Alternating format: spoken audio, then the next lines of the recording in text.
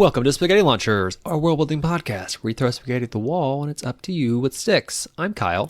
I'm Ethan. On today's episode, we will be discussing dead empires.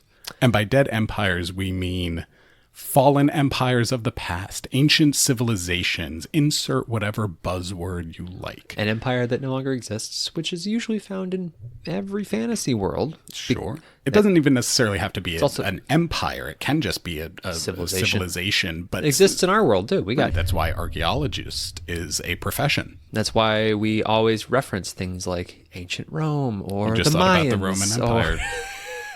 You just lost the game, too. Lost the game, bruh. We talk about the Mayans and the Aztecs and, the Persians and like all these Ottomans. I mean, like any ancient civilization. They're all very relevant and they're all around all the time. Because they're the foundations of our society. They're yes. of our world, of our global community. And there's a great video, which is the impetus for, I think, this concept for us, from Matt Colville.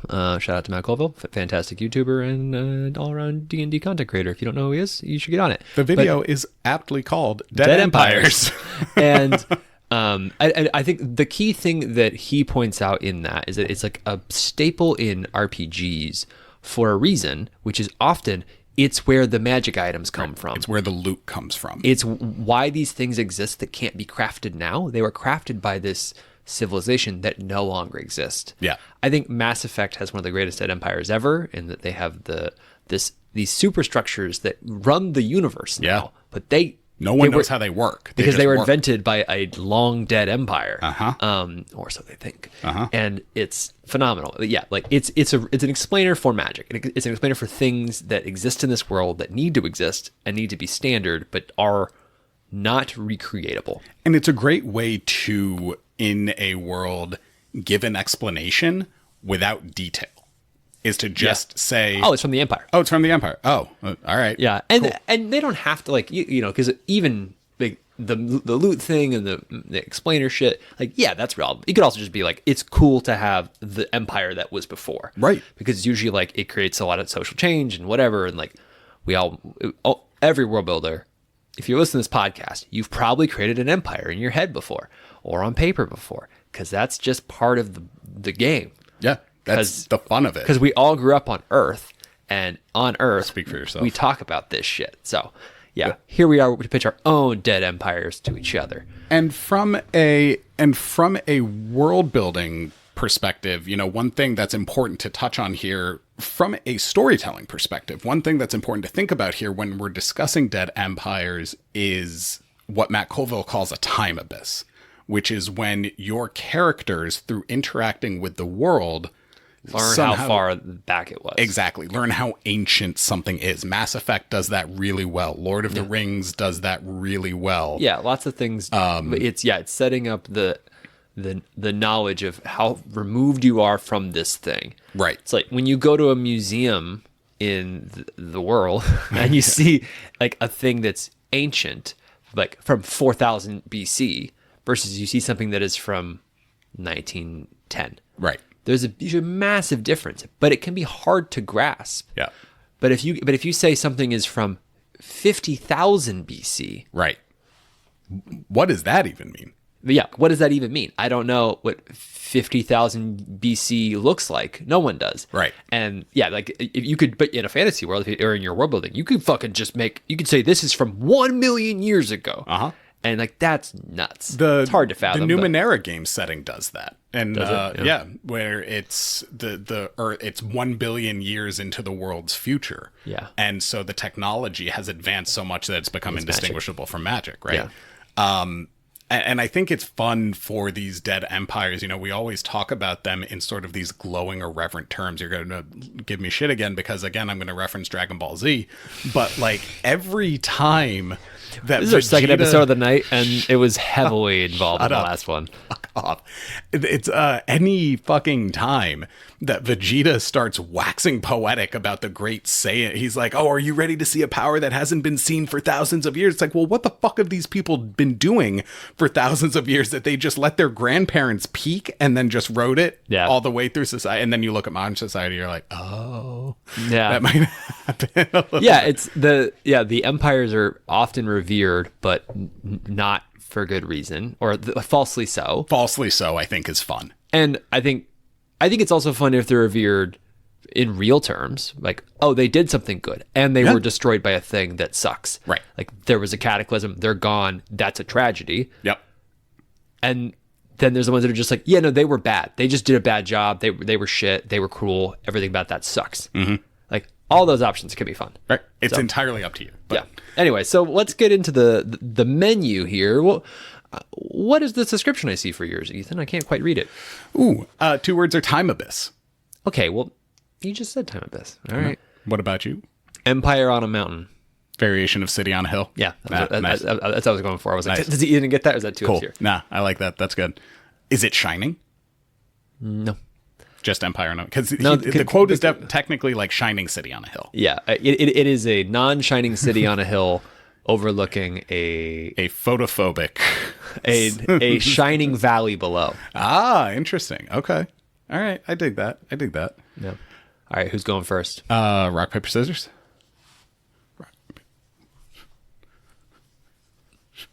Ah, damn. I'm going first. You're going first. Kyle beat rock with paper. And we're going to leave in the audio of 2 grown men playing rock, paper, scissors for 10 seconds.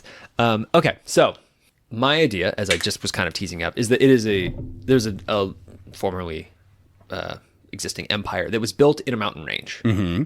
Think, somewhat Incan, they're in this mountain range, but the key is that it is a sharp drop into a beautiful, vast valley below. Okay. With, river running through it, a very little bunnies hopping. A very fertile, like agricultural plains. Like this is it, like Paradise. It's paradise in a way. Sure. As you're down in this valley, which is where people currently live. The mountains are now, no one lives there anymore. Okay. It's too cold. What the empire that was there had built some sort of system to make it viable, or it was viable at the time, whether due to climate or due to like some issue that struck, maybe it was some earthquakes started coming in, maybe there was a monster, or beasts, or a curse, or like a poison. I don't know. People no longer live there. Sure. But the outline, the structures, the giant structures, this mega like empire built in this mountain range structure is still present. Yes, And but it is a Is it made out of the body of a dead giant thing? no. Damn it, Kyle. It is the body of a giant thing, the empire. But it is a haunting memory that sits there and stares down at the people in the valley who still live there. Yeah. And the valley's doing well. Everyone lives there. Like this is where the kingdom of whatever now is. And it didn't be kingdom. This is where civilization is, in this valley where things have always been pretty good, but they look up and they see this this memory and I'm going with this. This is not a recent. This is a pretty recently deceased dead empire. Okay. Like within the past century. Got it. It's not super old. Okay. So this is more equivalent to like going to Paris and touring Louis XIV's palace. Yes, but if Louis XIV, it's more akin to going to Chernobyl. Oh, okay. I see. I got it. Because it is. So you're incorporating a catastrophe, a cataclysm. Yeah, that's what I'm saying. Like whatever Got the it. thing was, it could be that. And I don't know what that catastrophe is. That's up to whoever. Sure. My thing was that this is now empty. And it could be occupied again. The empty throne. Yeah, maybe. There's probably a room that, is a throne room. No, that was, I would imagine that's part of it. What it could be called is the empty throne. Yeah, and so it's, if you wanted to go there, you can. It is, I think, you could do it the Chernobyl way, where it's dangerous to be there, right, from a you can't physically be in the space without dying every second, or it could be that you can go there, but there are monsters or whatever that you have to deal with. It could be whichever you want it to be, but it could be there's and I think I'd prefer it to be more that you can go there, you can adventure through this place. Yeah, but there's got to be an incentive to go there. Exactly, because up there's still plenty of these. I mean, this was a robust empire that had made great things. They had powerful things at their disposal. Weapons, armor, jewels, treasure, loot of all kinds. Right. And so treasure hunters want to go there, but it's really hard to go there because, I think it works well to have something like the smoke monster from Lost. It's a great example of some creature like that. A book that I have referenced before that's sitting here called The Ember Blade as we're talking about this, it's reminding me of a section of that book that has something like this, where they're in like a great former castle complex, this huge place that they are being chased by some creatures that will destroy them, but they can't destroy the creatures, and so they have to just get away. And it's just like how do you make this happen? Yeah, something like that. Like there's a Lovecraft story. I'm listening to all of Lovecraft's writings right now, which is fucks with your head if you do it too long uninterrupted. I will say that. Yeah, maybe just listen to something light. I do. I've now figured that out. Yeah. But there's a great book where it describes adventurers going and exploring what they discover later to be one of the lost cities of R'lyeh, where Cthulhu lives, and encountering creatures, and they can't see them, and so they have to run away from this terrible unseen beast. And then there's one guy who turns around and looks back and sees the creature, and they go mad. I think that's a great thing to bring up because it works well that this would be a good horror RPG. Yeah. That it didn't have to be full horror, but you create that, but it is a tension building one where it's a thriller where it's that, like, the atmosphere of you are in these ruins of an empire that are vast, and they are a ghost town. Yeah.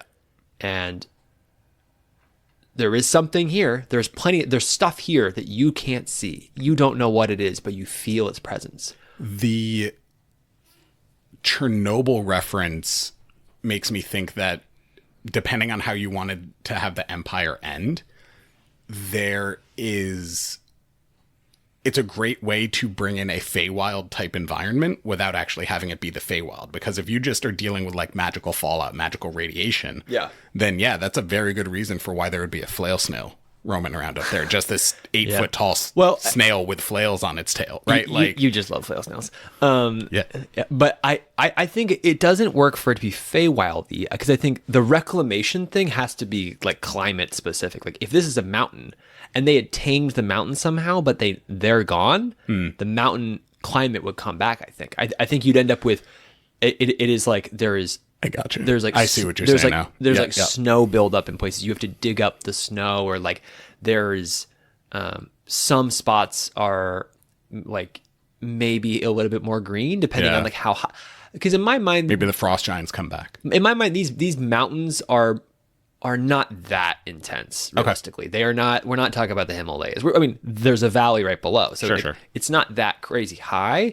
And so maybe vegetation is an option, but it feels like it would be a bit harsher, a bit windier, a bit whatever. So like, I don't want it to be too nice in this in nature's reclaiming of it. I don't want it to be too nice. Can you imagine the psychology of, there's one of my favorite things is always seeing, overhead pictures of Cairo, because in every movie you see pictures of the Great Pyramids of Giza as if they're in the middle of the desert. And we were talking about it this weekend, and then you turn around and it's like, oh no, in real life pictures, Cairo's like half a mile away. Yeah, it's right there. And so imagine the psychology, though, of living in a city like that and then turning around and seeing these tremendous works that your ancestors made. Yes. Right? What does that do to you psychologically, right? It's similar, like, we live in Washington, D.C., right? We have the White House and the monuments here. Like, to be able to go and see them and touch, these parts of history, that's a very cool thing that not every city or location has. Yep. And it does sort of change the way that you feel about a home or a location. That's a good point. And that's why I really want it to have the looming vision of it up there, because like in like Egypt, like, the history, and like there is like a long tail of that, and it doesn't necessarily end. It doesn't end in a catastrophe. Yeah. And in this case, it's looking at a coffin. Yeah. Oh, great. Like a sarcophagus. Yeah. Yeah. It's a sarcophagus for a civilization. That's beautiful. And you've got to look at it every day. And that would fuck with you a lot, because You don't know what happened up there. And you That's the probably knew thing. people who were up there. Yeah. And all you know now is that it's It's a husk. a husk, and you can't, like, if you go there, it's incredibly dangerous. And you're safe. You have been ill-affected or unaffected for decades. Like, you know it doesn't matter down here. Yeah. But whatever was up there is kind of scary. And you get to the point where, like, it starts to become a little bit less of a thing. But say you're a kid, you don't remember. Like, you're just like, oh, those are just some, like, structures or buildings or whatever. It's like, it's normal. But then you talk to your grandpa, and he was there. He remembers that all of a sudden there was a great commotion and screams and noise and then And the silence. earth trembled, yeah. It's just complete silence from the mountains. But previously, you would hear the commotion of the city normally, like the everyday buzz, and kind of sweeping over the plain. And now there's a deathly silence instead. I love this as a setting, right? Yeah. And it is again sort of, it's part of the world. It is not the main focal point of the story necessarily. It can be if you want it to be, but it doesn't have to be. And I love that.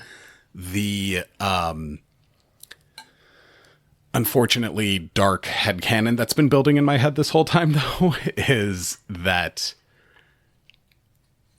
the land in the valley is so fertile because maybe not the end of that empire, right? But the early stages of that empire were vicious and cruel. Yeah. And the valley was a mass grave.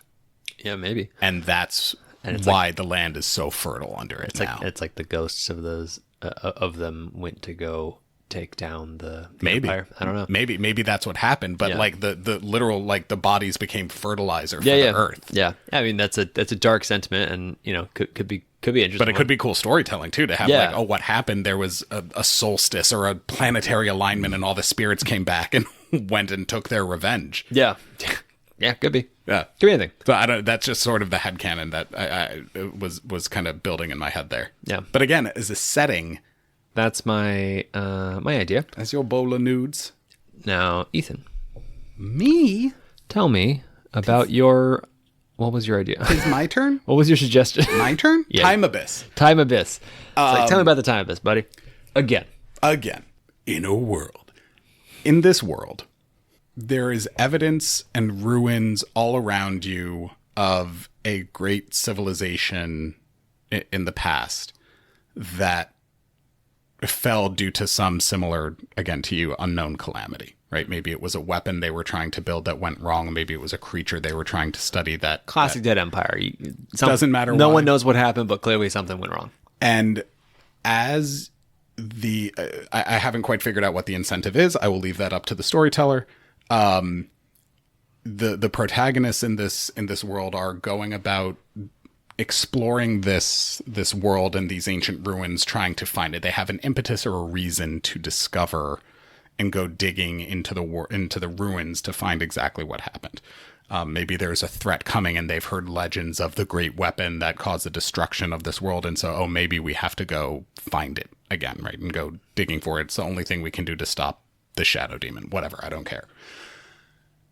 In so doing, though, you start finding, as you go through this, you start finding records of things that exist currently in your world. And you keep digging. And you keep exploring. And you find increasingly eerie commonalities and parallels between the world before finally, after time and investigation and a growing sense of uncanny and unease, you discover that this dead empire is actually the future of your civilization. That during the calamity, in an attempt to undo the calamity, the mages in the future cast the city or the empire or even the entire planet through a time abyss into the past, thus seeding their own generation of the future. It's a little, it's wonky. It's weird. I'm like, It's very timey-wimey, but I think you saw my facial expressions. I did, I was yeah. like, what the fuck is happening? yeah. But it's basically, I like this idea of I think it's the future cool. civilization getting sent hurtling through a time abyss into the past and somehow seeding its own creation. yeah. So It's not necessarily a when it's not about self-fulfilling prophecy. It doesn't have to be, where it's just this continuous loop. yeah, it's just It can be if you want it to be, but Yeah. it doesn't have to be. and then you get to the time traveling stories are fucking annoying, Right. Because people are always get stuck on like, well, it has to happen that way. Right. And No, you're it doesn't. like, Fuck oh my you. god, It can be no. whatever the hell you want it to Just be. like fucking hand wave it. I think it's very cool because I love any story. I've definitely tried to see if I could build around this and do it of the like that concept of discovering you're actually in like the end times, whatever. Like Right. like there was a story that there was an idea. I think I saw it on Reddit or whatever. I don't remember where, but the idea that you discover a artifact in a fantasy or like in a D&D campaign or something, and it's an artifact, but then as you describe it, you're describing an object from our world. Yeah. Like you describe a baseball, Right. and but you describe it in the most foreign language possible so that it sounds bizarre. Right. And then it's like, no, that's a baseball. You describe, I think a version that I was gonna do was like describing a highway sign saying how far to like a city of some Right. kind, and like describing that, and then really like in that with the intent to have it click. Right. You are in your world. Right. Way in the future. Very Planet of the Apes. Yeah, very Planet of the Apes. Yeah, Right. I was like, there's a famous example, and I was like, it's Planet of the But Apes. it's amazing, and it lasts. It's a classic for a reason. And I still making get another chills one. when I see the. God damn it! I still get chills when I see the original, though. Right? Like, Yeah. because it is that good. Yeah, and this has a similar DNA to that as an idea, and because, well, so the people in this city, how far? Like, okay, mages cast it back. Right. Say go. Do the people there know that this happened? They don't, and so this is where like the time duration starts. You know, like how far ahead into the future is the civilization? Right. Because if all of a sudden they're surrounded by different stuff, right? No, I'm saying that. I'm sorry. I should have clarified. In my imagination, this was a last ditch effort. Like nobody survived. This was like the end of the calamity. So, or Okay. maybe a result of the calamity. So who? But then how is anybody there to? So there is nobody procreate. left. There is because Has there's their something population- about as it goes back, it creates the seeds for life again. That's why I say like I have to get the timeline right on it. Yeah. It gets a little again timey-wimey. Yeah, that's difficult to do. But it's that was sort of my thinking, was that it sort of would somehow cause the catalyst for life to grow, I think. but it doesn't necessarily have to. Or alternatively, if it did, it would give some sense of like, oh my god, we really are that close to the end time. If like this is, you start seeing notes about stuff that is happening currently, you realize that the end time is coming sooner than you thought. Yeah, I think there's, because like if you're trying to create that moment of discovery that like fuck, this is for us from the future. Mm-hmm. I think that if you get too stuck on that conceit, it will be hard. Yeah. I think if you throw that out and you are less beholden to the logistics that are so challenging to do, and instead you could just make it that you're cast back in time, and maybe not a lot of people have survived. Yeah. And maybe you could do it where it's just the mages and whoever exists, like they keep it a secret. They swear themselves to secrecy amongst each other because they don't want the future generations to be burdened by that knowledge, and they want them to go forth and to find a new path. Right. So as not to create A self-fulfilling prophecy. Right. That they intentionally hide this. Yeah. And they don't tell their children. And when they all die, so does the secret. Yeah.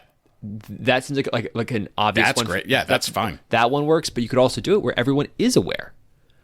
And Instead, they're actively trying to do things differently. And these mages are saying, these are the decisions. This is our decision also tree very from last cool. time. Yeah. This is our history. You all need to know it, and you need to do the fucking opposite of what we did every time. Right. Because you need to get far away from where we ended up. Right. And if you if you don't, you will all die. Imagine that pressure. But there has to be a reason. There has to be something. I like that. So let's explore that. There has to be something sort of like, dark side of the force, like where it's like, yes, this is the path to easy power. This is the easy path to power, right? There has to be something where not following the path that led to catastrophe makes life hard. You see what I mean? Because there needs to be a tension, a moral there. choice. Not necessarily a moral choice, but like there has to be something about the path that led to destruction that is tempting. Because otherwise it's like, okay, well, just don't do that. Yeah, it's just easy. Yeah. Yeah, like it has to be the easy choice is to go the one that was destructive. Correct. Even knowing that it was destructive. Yeah, like I don't know, like using fossil fuels. Yeah, I think that's a very good point. And I don't know that I don't want to get stuck on world building that choice. No, because then it's just and now we're just story building. We're not. Yeah, well, and then we're building a mechanic, and I don't want to do that. But Right. I think that point is really good. Yeah, you should have some choice have to be made at some point, so that teaching them the alternate history matters. But then, depending on how you get to the catastrophe, and maybe this isn't ever explained. Yeah. Maybe that I think that could be the most interesting story thing is that, like, maybe it's that. Okay, hold on. So say they know that the world got to a catastrophe, but they don't know how. They don't know why. They don't know what it was. Right. All they know is that's where they were, and then they were cast back in time. And that maybe through that, by doing the casting of that, the mages like fucked with their minds. Yeah, they and lost their went, memory. and they went mad, and they couldn't remember it. Yeah. But there's all this clear documentation that like about like the end of the world or something, and like it's dated. I don't know. Like like you work around that, but That's just set dressing. That doesn't. yeah, but it's setting. What I'm getting is like trying to set it up that like you have a situation where the world, like the world was going to end. You don't know why. You don't know how. Right. You know it was averted by doing a hard reset. So you don't even know where the traps are. I like that. So then you create a paranoia among the civilians, Yeah. like among people that like, is this the thing that leads us to destruction? We don't know. And you can create a lot of factions out of, we think That's that we very think this cool. way is the way that we'll be fucked. We think it's this way actually. And you create a friction that is not around what's the right call. It's about what's the wrong call. Right. Because we have to avoid that. I like that a lot. And I think it would be interesting if I think too much unknown could lead to too much paranoia. Yeah. I think you don't know what happened. You don't know what happened. Sorry. You don't know what happened. You don't know why it happened. You don't know how it happened. But you know when it happened. Or you know where it happened. Or you know some piece of information.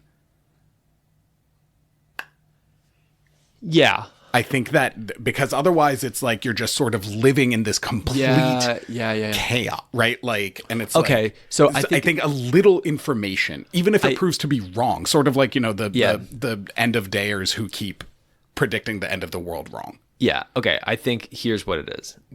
Go back to what I was saying about like they did this. It fucked with all their memories. They can't remember what happened. All they have is documentations where they have names of stuff on there, like names of places, names of people, names of variables. There's names of variables involved in this catastrophe, and that's what they have to go off of. Yeah. They have these things that they're trying to piece together. What is this? What is this location that is named here? No one has ever found a place that seems to match this description. Right. And But we know it has to be here somewhere because we know we're in the past. we know it exists somewhere in the world. Right. We just not discovered it, whatever it is. And then you create this they are prophecies. Yeah. They're miniature It's prophecies, deciphering. and it's deciphering them. But they also may never come to pass in this newer reality, because it could be that there's a name of a person there's a name of a organization or whatever, a name of like a foreign power has this name involved in it, and you meet that foreign power, and you immediately are like, no, oh no, it's them, Right? Like, they're the thing, Right? And that's not true at all. Yeah. But you have misread the T's because you have some information of just some names, but you don't know how they relate to each other. Right. So you create a lot of paranoia, but you create paranoia only on specific topics. I agree. Yeah, I think that's good, and that I like what you're saying about maybe the very act of moving into the past made it impossible for it to occur. Like, sort of. Yeah. It would be the same as Dorothy having notes about beware the Wicked Witch of the East, beware the Wicked Witch of the East, but then in coming to Oz, it's like, well, she landed on the Witch of the East, she's dead. So Yeah. like, you undid it already, right? You see what I mean? Like, Yeah. Yeah. And in moving yourself to the past, maybe you completely, they say, oh, the catastrophe was supposed to happen on Mount Doom or Yeah. Mount Tomb. Fine. It was supposed to happen on Mount Tomb, but in transporting yourself to the past, you moved a gigantic city through space-time so that it completely displaced Mount Tomb, and there is no Mount Tomb in this now alternate future. all that rock is just now broken up and spread over across the mountain range. Right.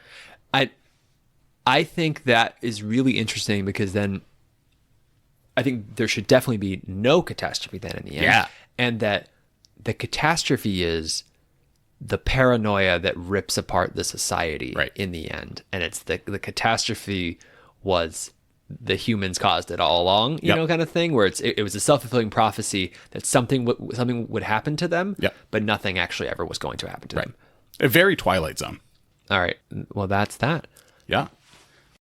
Lightning round. All right. What do you have? So I'm taking the term dead empire literally, where you discover the remains of an empire, but it is made up entirely of dead necrotizing flesh. And as you continue to explore, you eventually discover the City of Teeth. There it is. It's made a comeback. It's the City of Teeth in the lightning round. Fuck you, but also that's great. Fleshies. Okay. What about you? All right. Mine is taking it quite literally. But what do you need to have? What do you need to be an empire? Quote unquote interns? No, all you need is an emperor. Oh. They don't have an emperor. The emperor is dead. There is no successor. They can't name one. They are in a gridlock. The empire is currently dead, and it is like they're trying to they are in a stasis. Everybody in the empire is like, what do we belong to? And no one's trying to secede. Everybody wants to stay in the empire. Everyone wants to be the emperor, but nobody can figure out who's supposed to be the emperor next, because the emperor didn't have a clear heir, or the emperor's heir died with the emperor. So I like that. I like the emperor's heir dying with the emperor. Yeah, or the emperor's heirs, multiple people, the whole line of succession is basically imploded all at once, very much like the designated survivor issue. Yeah. And then they don't know what to do, and so they're like, who are we? We don't have, and so they're ruling by a fiat right now, or by a council, but then they're not technically an empire because they need an emperor to be an empire. So they are just stuck. I see what you're saying. What stuck for you, Kyle? I think it is the vibes that we created for my idea around it, being a horror concept, the Lovecraftian unknowable horrors, the tension of walking around this ghost cities, walking around this entire empire where there's nothing there, but you feel like there is constantly. Mm-hmm. That vibe is so visceral to me, and uncomfortable, and I love it. Yeah. So that's definitely what was that's for me. Really, it's very. It's also it's specifically the vibe that I was talking about, and I think I described it of when it happens, where there's a constant hum of the empire on the valley below, where a lot of peasants and normal people live, and then when all of a sudden it just goes out like a light, and there's just a huge silence over the world, and how do you cope with that, right? The people that try and go figure out what happened never come back. So you never get any answers necessarily. Maybe they do. Maybe some come back. Or maybe they come back mad and crazy. Yeah, But who knows? All right. What's stuck for you? I really liked what we did with the Time Abyss, where the paranoia. the paranoia leading not to, you did successfully avoid the calamity that occurred in the first time, but you ended up causing a second one. Yeah. I think like that's just really It's very human. very human. So, like I said, so Twilight Zone, so bleak, and so like kind of beautiful in its own. Like I don't Yeah. mean beautiful like Yeah. pretty. I know but what you mean. Yeah, that's sort of, that is the best way to take advantage of that concept of the Time Abyss, like, you know, concept without it getting too timey-wimey. Yeah. So I thought that was great. Yeah. Awesome. That's stuck for us. Let us know what's stuck for you. Emails in the show notes. Thank you for listening. Goodbye. Goodbye.